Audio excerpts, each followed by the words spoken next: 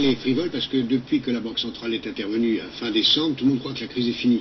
Elle n'est pas du tout finie, la Banque centrale a donné un peu de temps pour régler les problèmes, mais on les a juste mis sous le tapis. Or, la réalité est là. Les problèmes européens vont se poser de façon majeure.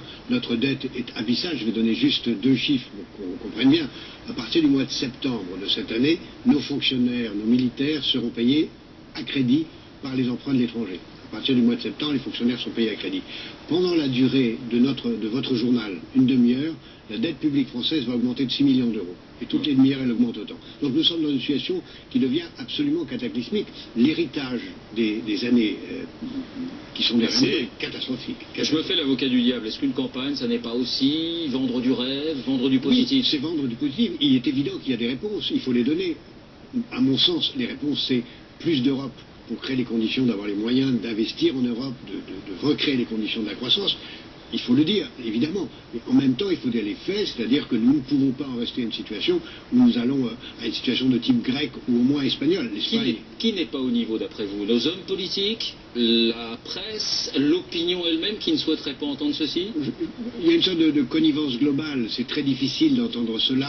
Les hommes politiques en parlent. Le candidat sortant n'a pas trop envie qu'on dise que son bilan est très mauvais. Le candidat potentiel n'a pas envie d'insister, on peut le comprendre, sur le fait qu'il va falloir augmenter les impôts, ce qui est évidemment inévitable. Donc il y a une sorte d'accord général pour ne pas trop en parler. Mais la réalité, c'est qu'à partir du 6 mai, cette question va être là. Les taux d'intérêt vont commencer à monter. C'est-à-dire il va y avoir un retour de bâton, d'après vous, un retour au réel? Tout le prouve. Dans tous les pays, ça se passe comme ça. Une fois que l'élection est derrière nous, les gens disent, bon, alors vous faites quoi? C'est pas seulement la gestion de la dette par la réduction des déficits, c'est aussi la construction européenne où il va falloir trouver une solution. La grande question du prochain mandat, c'est allons-nous vers une Europe plus intégrée ou l'euro va-t-il disparaître? C'est ça la grande question qui va se gérer dans les 5 prochaines années. Et la question de la dépense publique, on l'entendait aussi. Et évidemment, la question de la dépense publique. Est-ce qu'il faut plus d'impôts pour couvrir la dépense publique ou moins de dépenses publiques, sachant que nous avons la plus élevée d'Europe? Certains vont vous dire, attention, pas de catastrophisme non plus. Non, c'est pas une question de catastrophisme. Aujourd'hui, nous sommes au bord de la faillite, tout simplement. C'est pas une question catastrophiste. C'est arrivé à l'Italie, c'est arrivé à l'Espagne. L'Italie a commencé à mettre de l'ordre.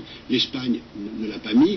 Il est évident qu'on va découvrir après les élections qu'en réalité les chiffres sont encore moins bons qu'on ne le dit parce que naturellement un gouvernement retarde tout ce qu'il peut en termes de dépenses après les élections. Donc on va sûrement trouver que les chiffres sont encore plus mauvais.